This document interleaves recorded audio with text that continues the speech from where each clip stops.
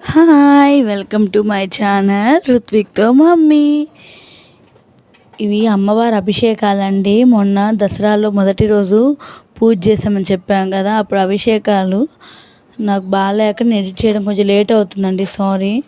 అభిషేకాలు చేయడము ఎంతో పుణ్యం అండి. ఆ మగవాళ్ళ దగ్గర చేయించారు, ఆడవాళ్ళు చేయకూడదంట. కొంచెం డిస్టర్బెన్స్గా ఉందండి వీడియో కూడా, అంటే అడ్డం రావడము అన్నీ డిస్టర్బెన్స్గా ఉంది.